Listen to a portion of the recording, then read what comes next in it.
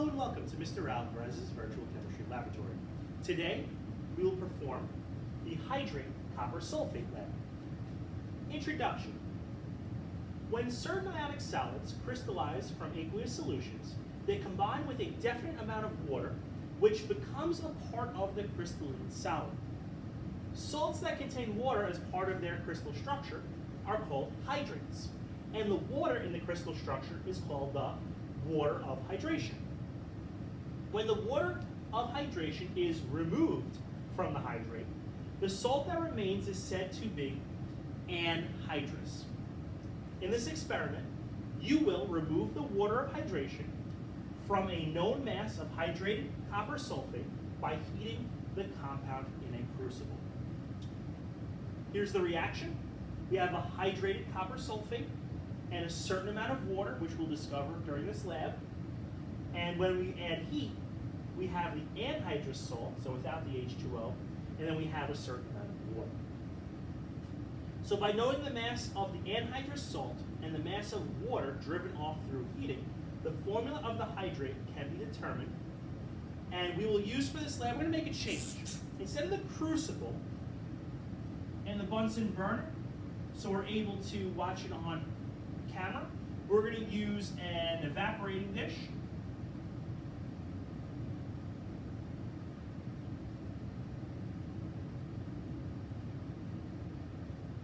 And a hot plate.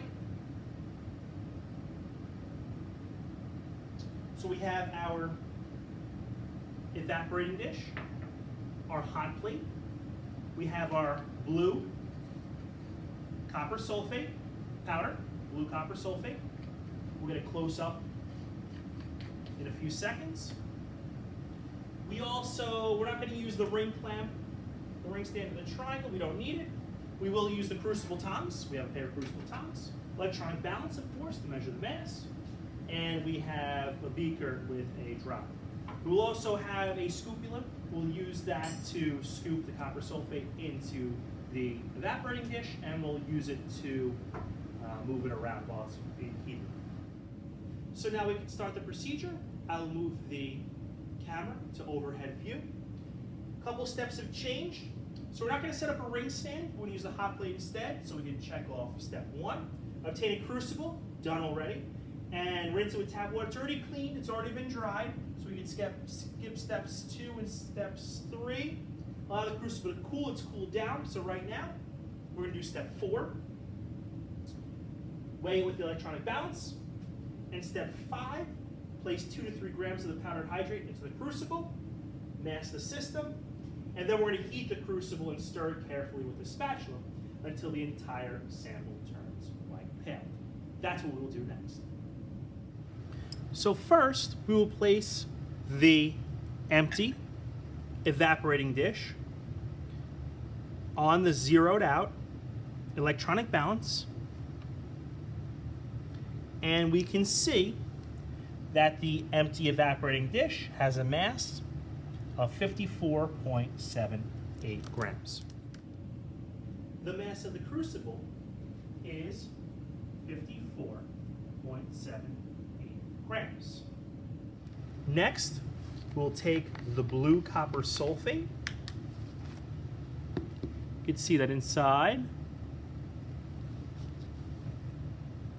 the container, it's blue powder, and we'll put about 2 to 3 grams of copper sulfate on the crucible. So you want to get higher than 56.78, but lower than 57, 2 to 3 grams. It's a little bit more, we have 56.6.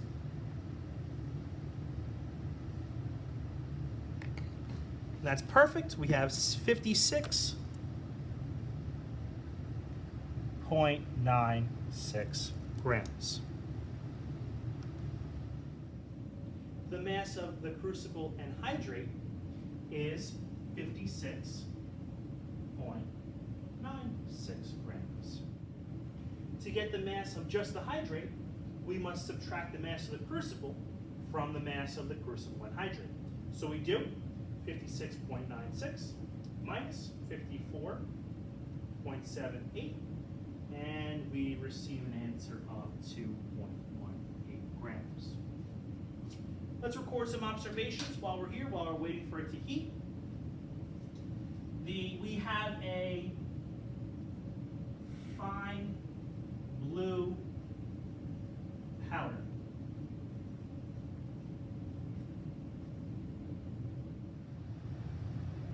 Next, we will turn the hot plate all the way up and place the crucible with the copper sulfate on top of the hot plate.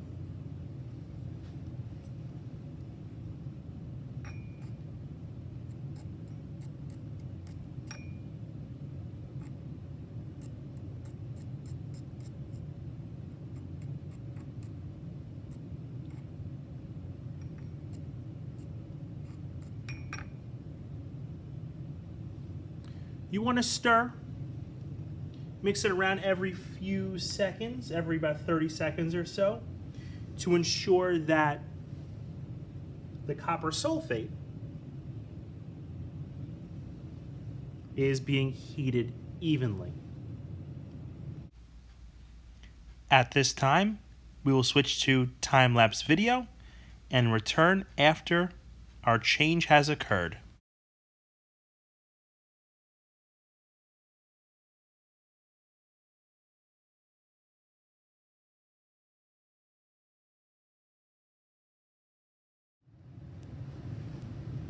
As you can see, the blue copper sulfate powder is losing its color.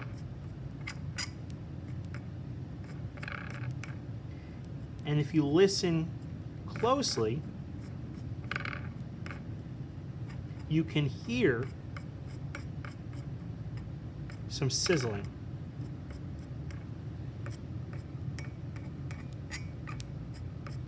We're close to being done. We want to make sure there's no blue copper sulfate left.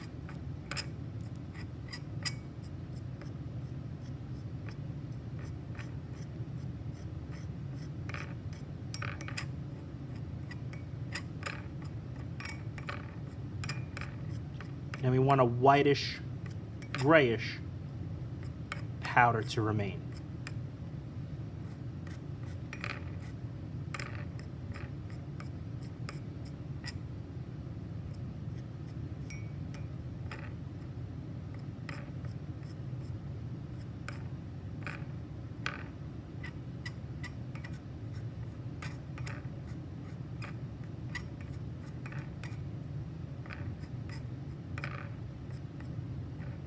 So during this laboratory procedure, remember, we started off with the blue copper sulfate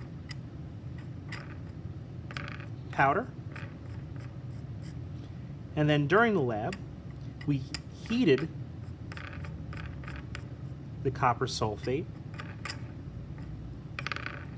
and it turned white. When we heated it, the powder lost water molecules. They evaporated out. So we no longer have the hydrated crystal. Now we have the anhydrous salt. The hydrated crystal was blue, and the anhydrous powder is white.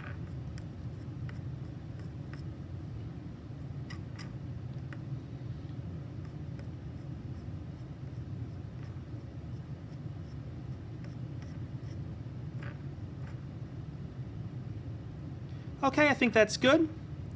We can now move it back to the electronic balance and measure the mass of the crucible with the anhydrous salt. Before we record the mass of the crucible and the white powder, let's take another observation. The blue powder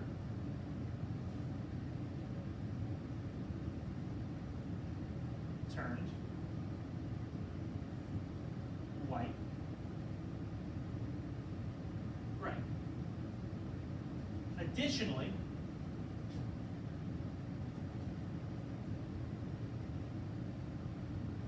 the blue powder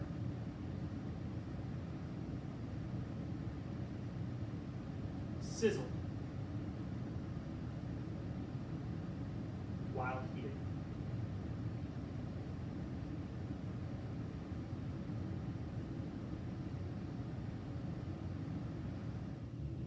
So now we will remove the crucible and anhydrous salt and place it on the electronic balance. Our mass of crucible and anhydrous salt is 56.21 grams. The mass of the crucible and anhydrous salt was 56.21 grams, which means in order to get just the anhydrous salt, the white, we must subtract the mass of the crucible from the crucible and anhydrous salt. So if we take 56.21 and subtract our original crucible, 54.78, so 56.21 minus 54.78, we receive a mass of 1.43 grams. With our last step, we can take the crucible tongs and pour the anhydrous copper sulfate onto a paper towel.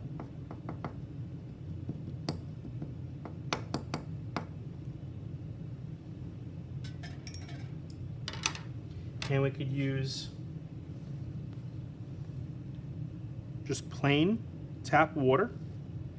We can add it to the anhydrous copper sulfate. And once we add the water, it returns to its original blue color.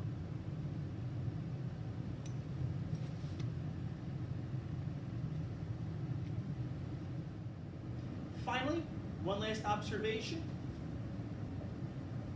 The white powder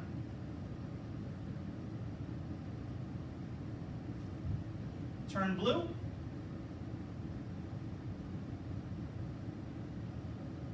After adding water, H2O.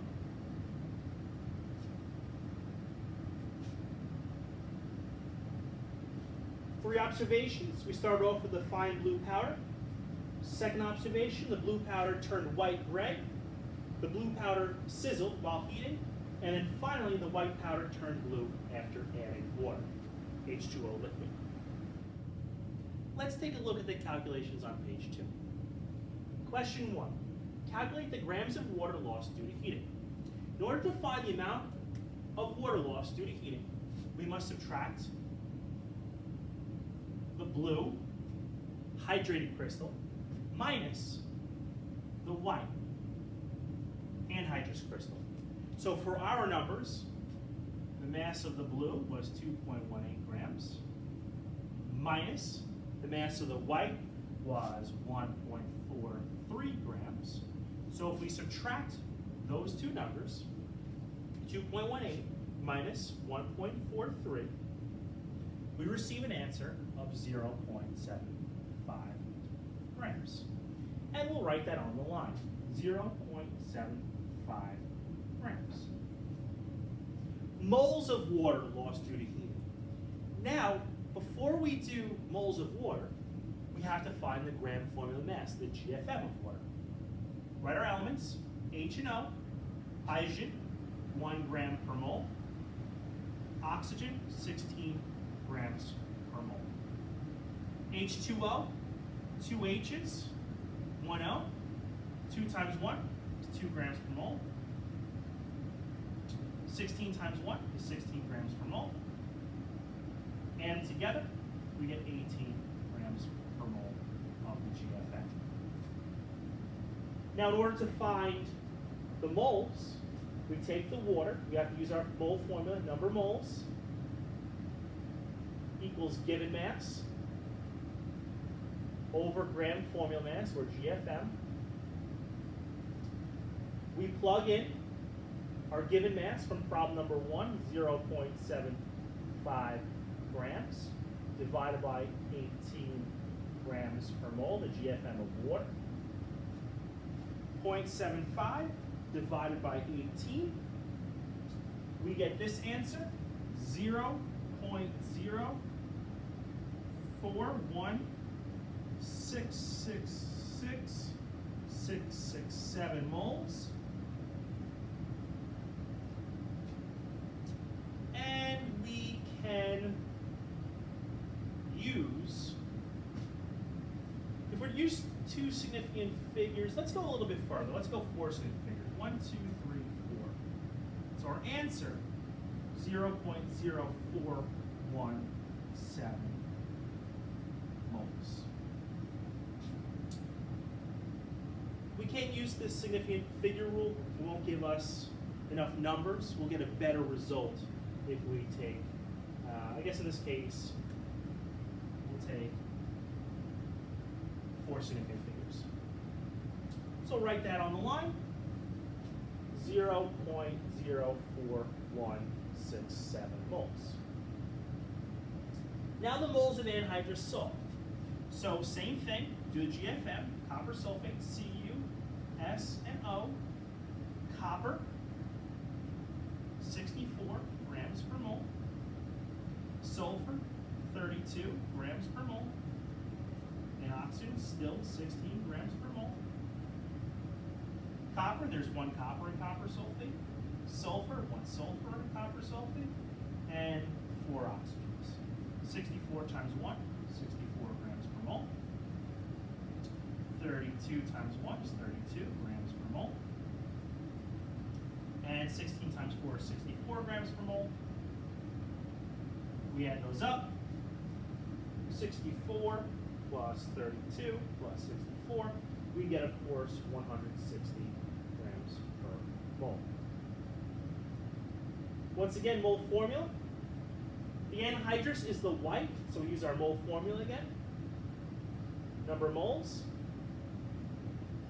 equals given mass over GFM. Given mass, white is our anhydrous from page 1, 1.43 grams, divided by our GFM, 160. Put a decimal at the end, we added our GFM, grams per mole. Even though we have 3 significant figures, we'll do the same thing as we did here. We'll do 4 significant figures, 1.43 divided by 160. We get 0.0089375 moles. 4 significant figures, 1, 2, 3, 4. So that gives us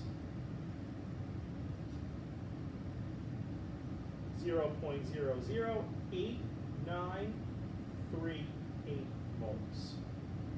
And we'll write that on the line, 0.0089338 moles. Now for 4, we have to find the experimental ratio of moles of water to moles of anhydrous salt. So a ratio. We're comparing the two. So we're going to take the answer from number 2 divided by the answer from number 3. So we'll take 0.04167 moles. We'll divide it by number 3, 0.008938 moles. Moles and moles cancel out. Once again, we're getting a ratio. So plug it in, 0.04167 divided by 0.008938. And we get an answer of 4.66211680.5. So what's our ratio? let's just do 1 decimal place on this one. So our ratio is roughly 4.7 to 1.